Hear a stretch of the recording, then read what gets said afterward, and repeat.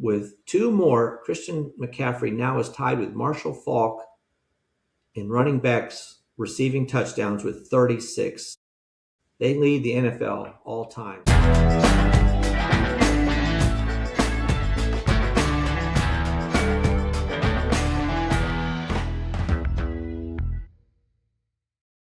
Welcome to Just the Stats NFL Top 10s for Wednesday. My name's Ernie Jennings, and we're getting started late today because of this computer situation, a glitch. I don't know what it is. I tried to figure it out, but I'm having to use my laptop to record this video versus my phone. I use the phone every day. I don't know what happened today.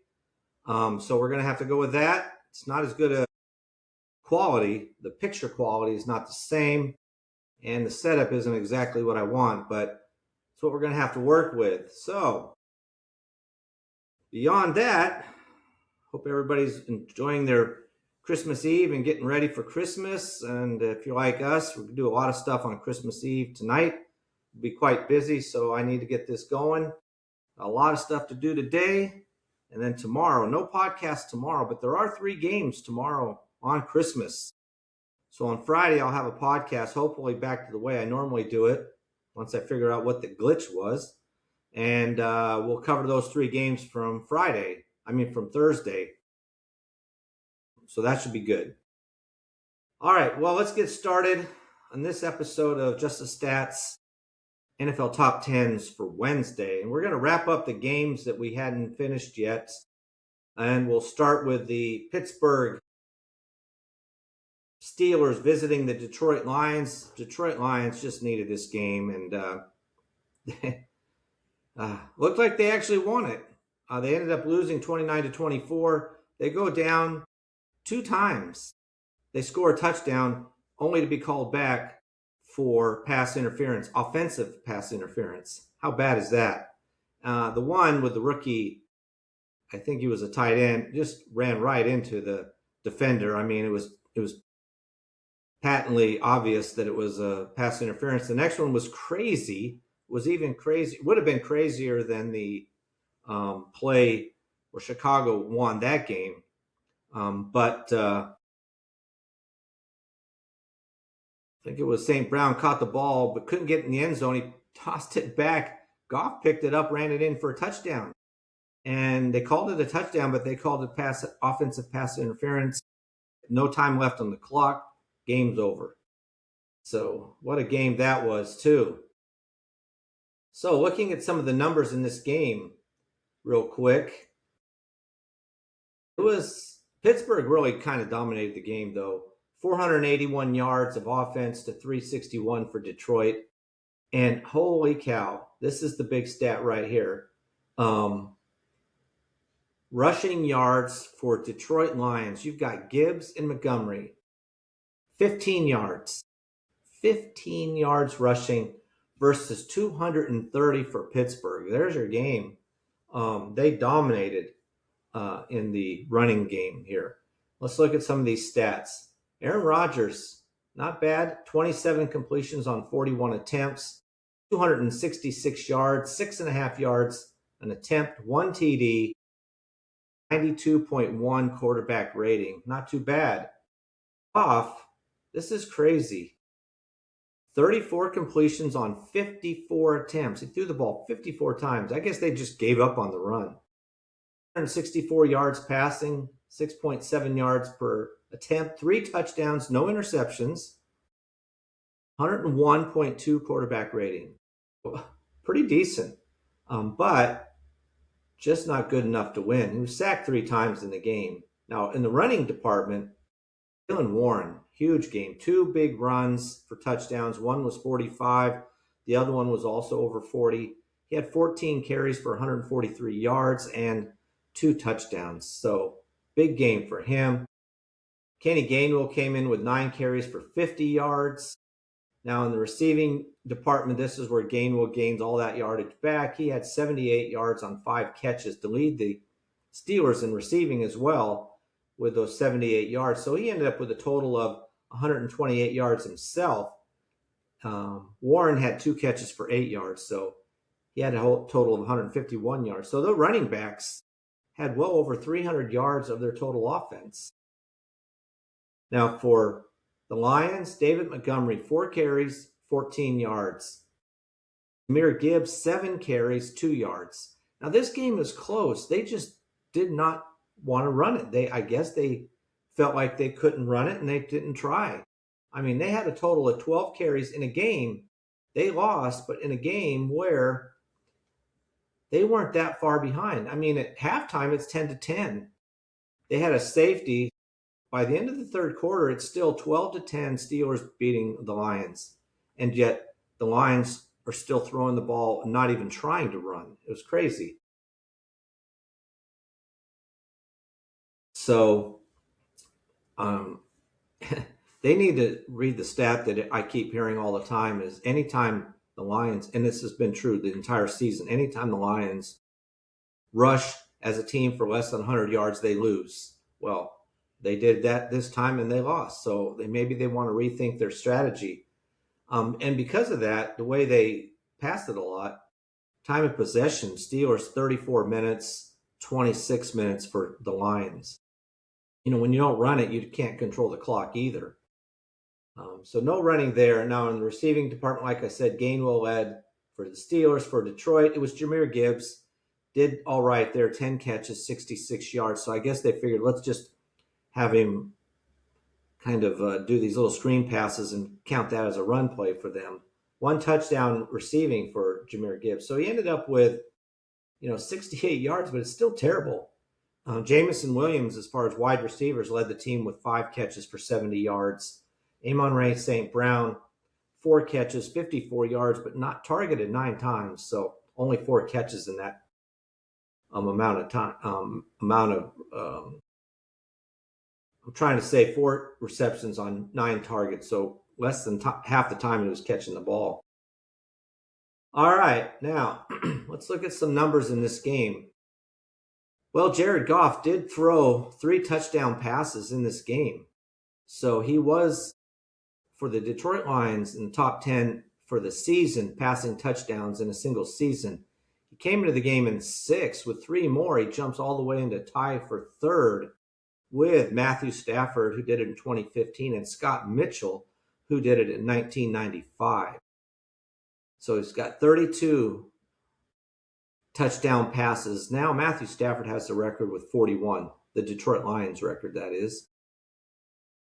All right, now in receptions for the Detroit Lions, well, Amon-Ra St. Brown only had 4, but that's how many he needed to move into the top 10 all-time in receptions in a season for the Detroit Lions. So he now has 98, which ties him with 10th, with Mike Furry, who did it in 2006, 98 times, 98 receptions this season. He has a chance to move up the list a little bit. He's been pretty consistent, actually. The last 2 years, he had 119 and 115. He won't make it that far, probably. And then in 2022, he had 106. So 4 years in a row, Amon-Ra St. Brown will have 100-plus receptions, most likely. Only needs 2 more to make that. The Detroit Lions have only 8 times has a player had 100 or more receptions in the history of this team. From the 30s to today, only 8 times. Make that 9 after this next week, probably, with Amon-Ra St. Brown. Now, despite how bad the game was for Jahmyr Gibbs overall, that 1 receiving touchdown helped him to move out of a tie for 5th with Billy Sims, who played in the 80s. They both had 47 total touchdowns for the Detroit Lions in a career. So with 1 more, Jahmyr Gibbs is now into 4th place all-time in career all touchdowns for the Detroit Lions with 48. So he's had a good career. Amon-Ra St. Brown's got 43 himself, which is good enough for 6th. So they got 2. The Detroit Lions are an amazing team. They got some really good players, and yet they're having a terrible season. 8-7. That's fighting to get into the playoffs. Really something else. Now, moving on to our next game, which is the Las Vegas Raiders versus the Houston Texans. This was a much tighter game than anybody gave it credit for. Everybody thought Houston would just wipe out the Texans, and they didn't. Houston did win it 23-21 in Houston. Very close game. And in fact, the only reason, offensively, Houston scored fewer points than the Raiders did. They got one of their touchdowns on a Darryl Stingley. In fact, their first touchdown on a Darryl Stingley interception that he ran in 31 yards for a touchdown. That was kicked them off with a lead right away, and you thought, okay, well, this is going to be a wipeout for Houston, and never was. Raiders stayed in this game and almost won it, losing 23-21. All right, let's look at some of the stats in this game. Not a lot of offense. Houston, 270 yards of offense, 315 for the Raiders. Now, it was a big game for Ashton Jeanty. This is a game everybody's been waiting for from him, this rookie, and who gets hit behind the line of scrimmage more than any other running back. Before he even has a chance to get the offense to the line, he's already being hit by some defender. So he's had a offensive line that really needs to improve it coming up in this next season. But in the passing game, we'll get to that, and then we'll get to Ashton Jeanty. Geno Smith, 16 completions on 23 attempts, 201 yards. That's not bad, 8.7 yards an attempt. 2 touchdowns, but that one interception was returned for a touchdown, which ultimately was the game changer. He had 107.3 quarterback rating. Now, this is against Houston, who's supposed to have one of the best defenses, and he did pretty well, only sacked 3 times in the game. C.J. Stroud, on the other hand, threw the ball 35 times, only 23 completions on that, which isn't a bad percentage, but only 187 yards. That's 5.3 yards per attempt, pretty low. 1 touchdown, quarterback rating of 88.6. His longest pass was 24 yards in the entire game.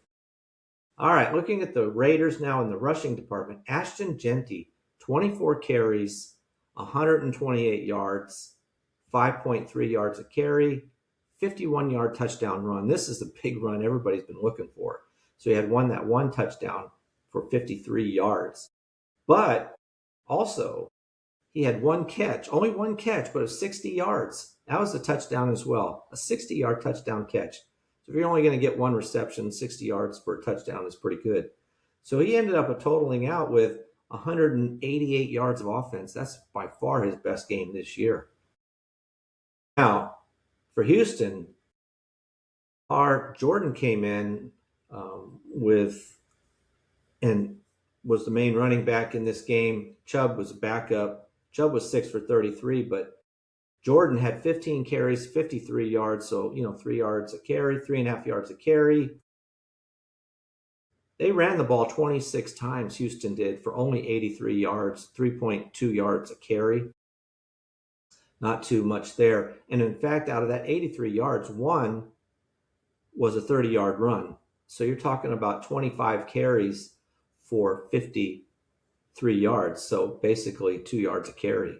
So not much of a running game. The passing game was weak. But, you're playing the Raiders, who are now 2-13. You expect to do better against that team. They don't have that great of an offense. In the receiving department, Brock Bowers, 5 catches, 33 yards. Kind of a bummer there. He did have a touchdown, though, so that helped out. Like I said, Ashton Jeanty had the one catch for 60 yards for a touchdown. That was the other one. No one had more than 5 targets in this game. That was Bowers and Trey Tucker. And Trey Tucker and Jack Bech led the team in yardage. Well, actually, Ashton Jeanty did without run catch, but Tucker and Bech had 43 yards apiece. So, pretty good percentage, 16 receptions for 201 yards. That's pretty good distance as far as yards per catch. All right, let's look at some numbers in here. Now, Max Crosby, he's been the bright spot for this team. He had, in this game, Let me look. He had 2 tackles for loss in this game. He now has 28 tackles for loss this season, which puts him at 5th all-time in NFL history for tackles for loss in a single season with 28. The only 2 people ahead of him are J.J. Watt, who did it 3 times. J.J. Watt has 3 of the top 4 spots. And now Myles Garrett, who's playing this season, who has 32 tackles for loss. But Max Crosby has actually closed the gap on him. He's only 4 behind Myles Garrett. This is an incredible season to have 2 players in the top 5 now in tackles for loss in a single season. Pretty impressive. I mentioned this before, but in 2012, Von Miller had 28, while J.J. Watt had 39. That's the only other year where you had 2 players from the same year. Now, this is a stat that's been around not as long as some other stats, but still quite impressive season that Max Crosby's had this year. Now, for Houston, C.J. Stroud had 1 touchdown pass. He now has 59 touchdown passes in his career with the Houston Texans, which is good enough to put him into a tie for 3rd with David Carr, who played in the early 2000s. They both have 59 now. Matt Schaub leads the team with 124. So it'll be Stroud's not even quite halfway to catching Schaub. Also on the defense, another great defensive player, Will Anderson, has been doing quite well in tackles for loss himself, even though not that as many as Max Crosby. But Will Anderson had another tackle for loss. So in his career now for the Houston Texans, he has 43, which puts him into tie for 5th place now with 43 tackles for loss in his career. He's only been with the team since 2023, so pretty impressive early in his career how well he's played. He's been so good in tackles for loss and in sacks as well. And speaking of sacks, Will Anderson had a sack, as did Danielle Hunter. They've both been really good. And Danielle Hunter's only been on the team since 2024. He's already in the top 10, and so is Will Anderson. They both had 1 sack. Danielle Hunter stayed in 7th with 25. But with the sack, Will Anderson jumps Jadeveon Clowney. Sorry, I'm trying to talk too fast. Clowney was with the team from 2014 to 2018. He had 29 sacks for Houston Texans. Will Anderson now has 29 and a half to move into 4th place all time. And it'll probably be 2 or 3 more seasons before he moves into the top 3. Mario Williams is 3rd with 53, and J.J. Watt leads the Houston Texans with 101. But Will Anderson is now in 4th place. Danielle Hunter is in 7th place. So those 2 players on this team make this defense so good. Let's move on to our next game. This is New England Patriots versus the Baltimore Ravens. Another team. Well, New England is in the playoffs, but they're fighting for number 1 spot in the playoffs for the AFC, while Baltimore Ravens were trying to keep pace with the Pittsburgh Steelers, who did win. Baltimore Ravens couldn't do it. They lose 28-24. Jackson went out of this game, got hit in the back and had back pain, so he was out in this game. They lose this game. New England Patriots came back in this game. There was tied 10-10. Baltimore pulled ahead 17-13 at 3rd quarter, but Patriots put up 15 in the 4th, and Ravens just couldn't keep pace. They lose 28-24. Now, some of the numbers in this game, wow. New England had 374 yards of offense. Ravens, the fact that they're in this game was impressive because they only had 159 yards of offense in this game. No, I'm sorry. They had 330. My bad. 330 yards of offense. New England had 453.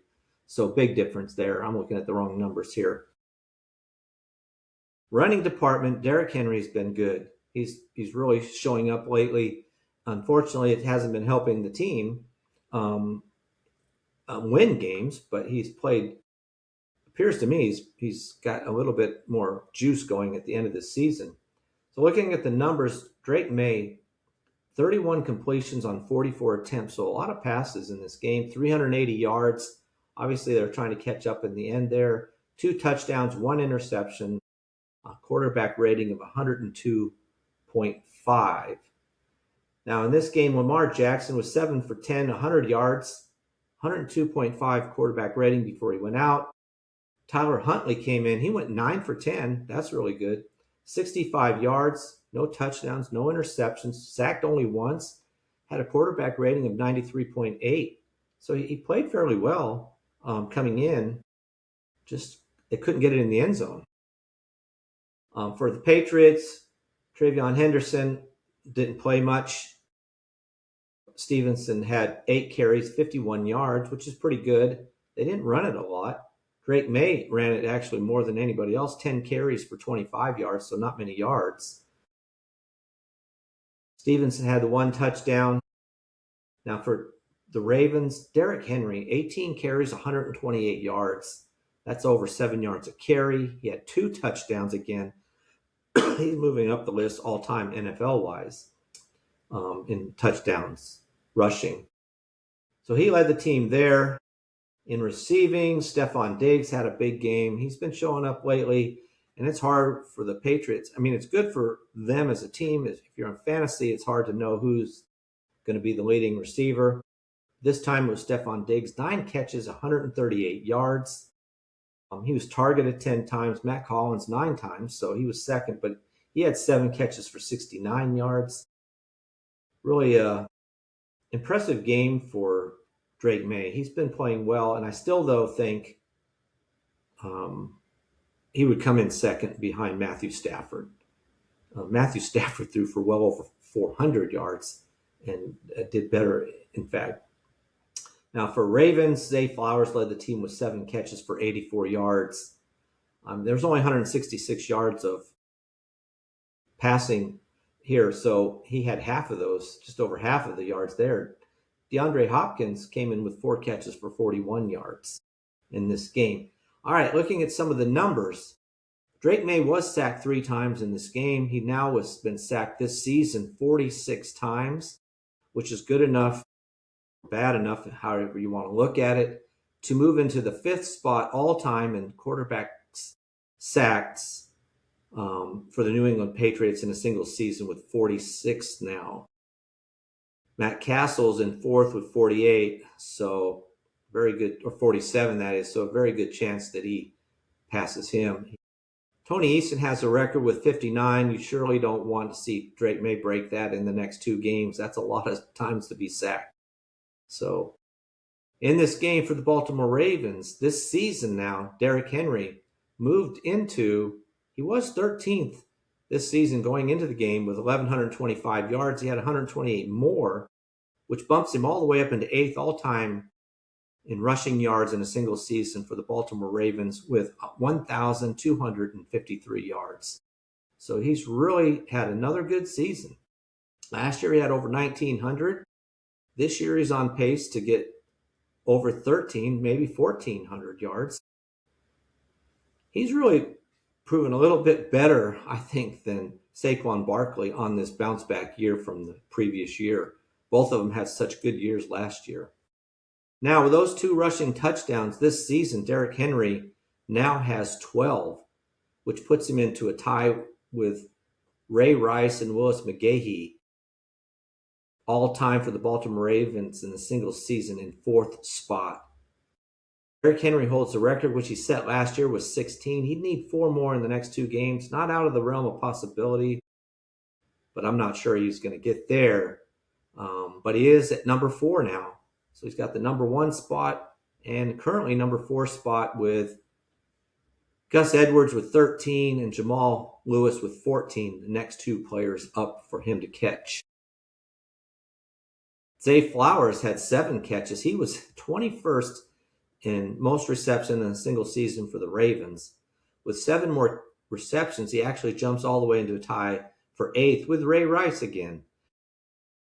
Ray Rice in 2009 had 78 receptions. Zay Flowers now has 78 receptions himself. to move into a tie for 8th. Believe it or not, for the Baltimore Ravens, only 2 times in their history has a receiver had more than 100 receptions. Mark Andrews did it in 2021 with 107, and Derek Mason in 2007 had 103. That's it.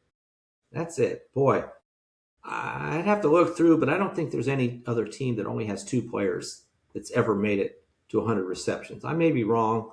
Actually, I think the Seattle Seahawks had 2, and they only had 100 apiece. That's right, because I think Smith Najigba is going to break that record and move it beyond 100 receptions on the number.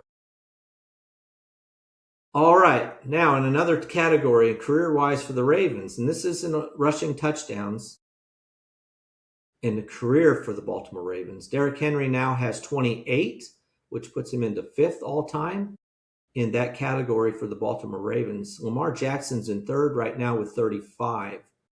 Jamal Lewis holds the record with 45. So I'm not sure, it just depends on how long Derrick Henry is going to be around. He would have a chance to break that record, but I don't know what his plans are as far as retirement goes.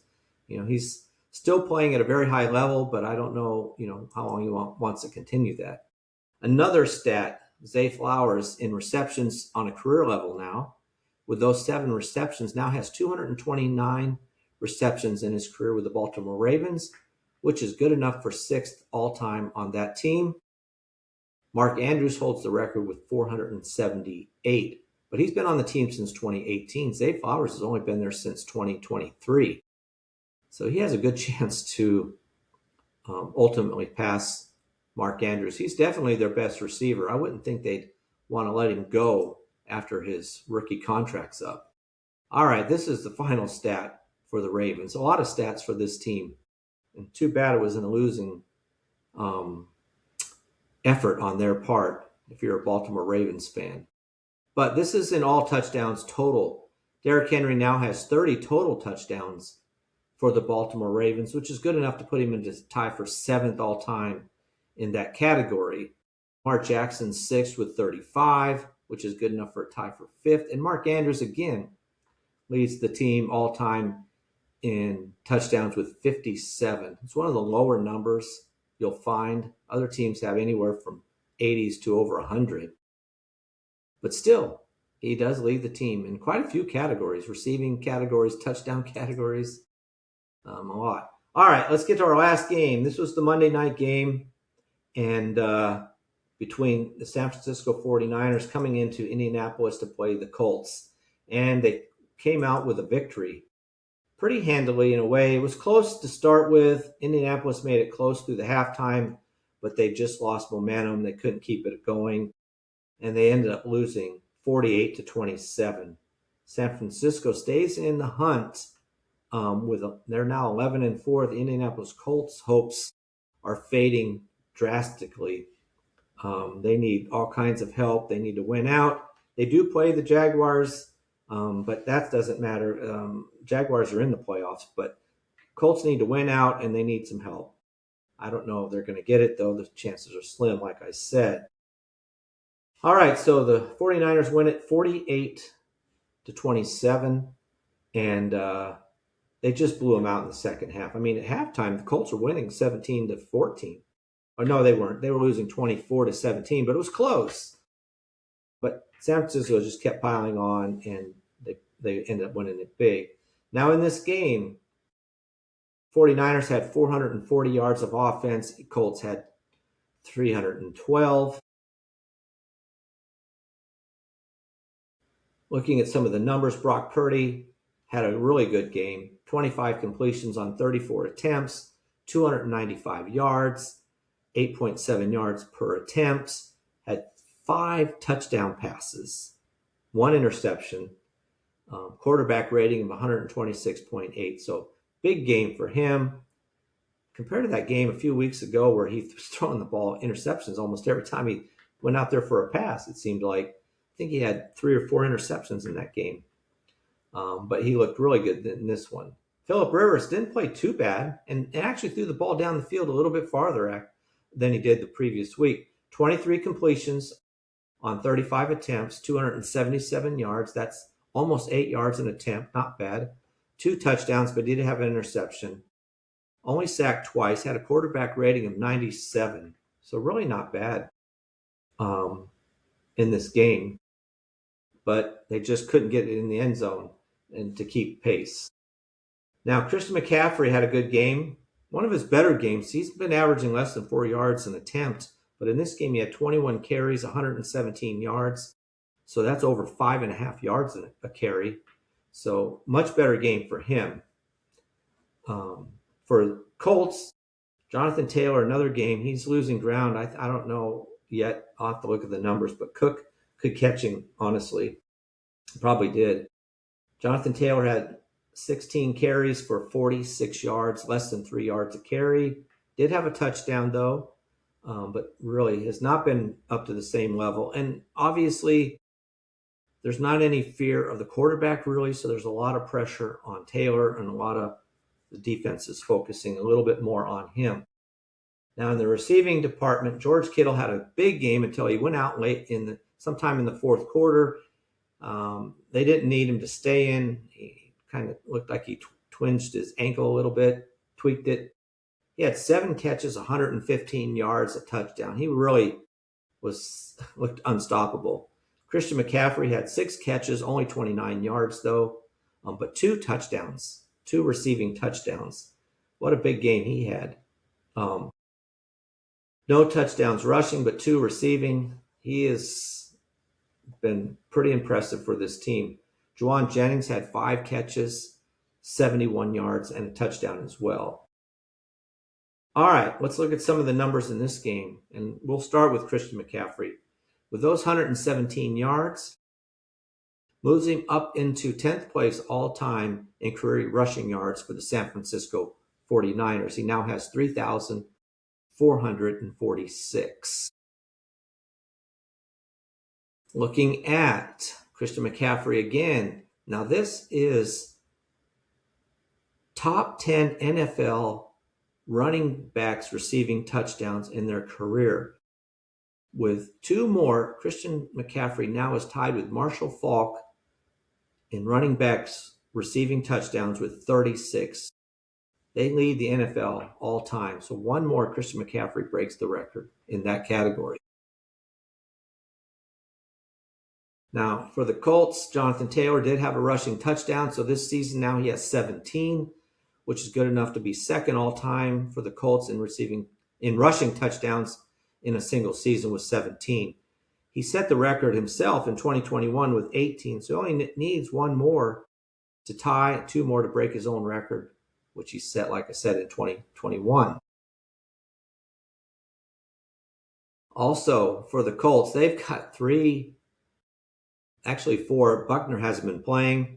4 defenders and tackles for loss in the top 10. That's just amazing. 4 players. And like I said, DeForest Buckner hasn't even been playing. Buckner has 57 to be 3rd all time. Grover Stewart has 45. That's tied for 5th. And Tyquan Lewis has 32, which is 10th. Quit Pay had 1 in this game. He was at 36, which was 8th, but he got 1 more and now has 37, which ties him for 7th all time in tackles for loss in a career for the Indianapolis Colts. So pretty impressive defense when they're all out there playing, you would think. A look at those numbers. Now, let's take a look at the standings real quick, and we'll go through that. All right. New England Patriots. We'll start with the AFC. 12-3. Buffalo Bills are right behind them. So really the Patriots, I don't know the tiebreaker situation. I do know that in the division, the Patriots are 3-1. Buffalo Bills are 3-2. So the New England Patriots have an edge there. In their last 2 games, if they win them out, their division games, New England Patriots would have the tiebreaker as well. Buffalo Bills are 11-4. New England Patriots 12-3. Buffalo Bills are right on their tail. Looking at the AFC North, with a win by Pittsburgh, they pulled 2-game lead on the Baltimore Ravens. So they pretty much are close to eliminating the Ravens. Now, obviously, the Steelers could lose both those games, their next two games, and go 9-8. Baltimore Ravens win, they're 9-8. And then it comes into tiebreaker situations. So we'll see what happens there. AFC South, the Jacksonville Jaguars clinched a playoff spot because the Indianapolis Colts lost. So they're in the playoffs. Now, where they are, whether they win the division or as a wild card, that's still up in the air. They're 11-4. Houston Texans are 10-5. So basically, the Jaguars have to keep winning. And unless Houston Texans happen to lose a game, they're going to have to keep winning to stay ahead of the Houston Texans. I'm talking about the Jaguars, but very close between the two of them. Indianapolis Colts are 8-7. The best they're going to go is 10-7. So they really need a lot of help. And they're only, really, honestly, their only hope, I don't even know how they can get in the playoffs. There's going to be three teams. One's going to be the Bills. They're in, at least, as a wild card. The Chargers are in. And, okay, so the Colts, Houston Texans need to lose both their games. They would end up 10-7. Indianapolis Colts win both their games. They're 10-7. And then depending on tiebreakers, they could beat out the Houston Texans. That's the only chance they have. And that is a pretty slim chance, to be honest with you. I do not see the Houston Texans losing their next two games. But the Texans do play the Chargers this week. So that's a pretty tough team. So that might give the Colts a little bit of a hope. But the Colts play the Jaguars, so that's going to be a tough game for them as well. Now in the AFC West, Denver Broncos clinched the playoff spot, as did the Los Angeles Chargers. Denver Broncos are 12-3. The Chargers are 11-4. So now it just is a matter of who wins the division. The Chargers have tiebreaker category pretty much locked up. They're 5-0. The worst they're going to go is 5-1. The Broncos right now in the division are 3-1. So the Chargers have a good chance in that area. So the Broncos can't afford to lose if they want to win their conference or their division. And still, they're holding out hope, obviously, for the number one seed because the Patriots are 12-3, the Broncos are 12-3. So they're both holding out, trying to win that number one seed position as well. The Chargers with 11-4, the Jaguars 11-4, and the Bills 11-4 have slim opportunity, I think, to get the number one seed, but they're still mathematically in contention for that spot. Now, in the NFC, the Philadelphia Eagles are 10-5. They've wrapped up their their division, the NFC East. Dallas Cowboys can't catch them with their loss. They're out of it. They've been eliminated. Everybody in the NFC, other than the Eagles, have been eliminated from playoff contention. In the NFC North, Chicago Bears are in the playoffs. They're 11-4. Green Bay Packers are 9-5-1. Detroit Lions are 8-7. And the Minnesota Vikings at 7-8 are eliminated. Detroit Lions at 8-7 need a lot of help. They can still finish the season at 10-7. Green Bay Packers could lose their games, go 9-7-1 to be a game behind as far as playoff spot. Now the Bears just need to win one more game and they wrap up the division. They could go 11-6. The Green Bay Packers could go 11-5-1, but that's requiring the Bears to lose two games and the Packers to win two games. We'll see what happens there, but Bears are in a very good spot here. The South, this is Carolina Panthers have taken control of this division. They're 8-7. Tampa Bay Buccaneers are 7-8. They play each other the last game of the season. So the Buccaneers really need to win this Sunday. Go 8-8. They need some help from the Panthers as well. Only one team, obviously, from NFC South is going to the playoffs. The Falcons and Saints are already eliminated. Now, in the NFC West, Cardinals are out of it, but the Rams, the 49ers, and the Seahawks are all already in the playoffs. It's just a matter of whether they're winning the division or a wild card team.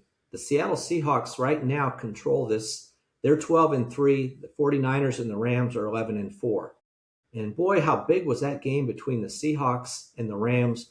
The Seahawks pulled it out because going into the game, the Rams were first. And with a loss, the Rams dropped from first to third. They're now behind the 49ers because in the division, the Rams are 3-2, the 49ers are 4-1. So the Seattle Seahawks are 12-3. They're 3-2 in the division. So right now, the 49ers, as far as division play goes, has the tiebreaker. So what they need is Seattle to lose another game, and the 49ers actually have a chance to win this division. And so do the Rams. Whoever wins out, I think, is going to win this division. So what a interesting division that is. We got some divisions where two bad teams, like the NFC South and the AFC North. You got just two teams. Only one team's going to make it, and even so, their records aren't going to be that great. All right, a lot of good games coming up. Like I said, games on Thursday, on Christmas Day. There's 3 games. Now, if you don't have Netflix, you'll have to find a way to watch two of those games. That's where they're going to be showing, which is kind of sad if you don't have Netflix. But hopefully you can figure out a way to watch those games, or if it's in your market, obviously you'll get to watch the game as well. And then there's games on Saturday, so keep an eye out for those as well. So we got a lot of NFL football, and a lot of it's huge games. And equally huge games if you're in the losing column. If you've already been eliminated and you're now looking at where you're going to end up in the draft, whether you get the number 1 spot or not. And for a few teams, they want that spot because they need a quarterback. And I don't care what they say about the quarterbacks this year. One of them is probably going to go number 1 because there's so many teams that need a new quarterback. All right, well, that's a wrap. Appreciate you listening. Please like and subscribe. You can find this podcast on YouTube at Just the Stats NFL. And sorry about the screw up. I don't know what happened here with this podcast, but with the camera situation and the microphone situation, but I'll try to figure it out. But again, like I said, I appreciate you listening. Please like and subscribe. As I said, hope you have a Merry Christmas. And that is a wrap for this episode of Just the Stats NFL Top 10s for Wednesday. I'll see you on Friday. Merry Christmas.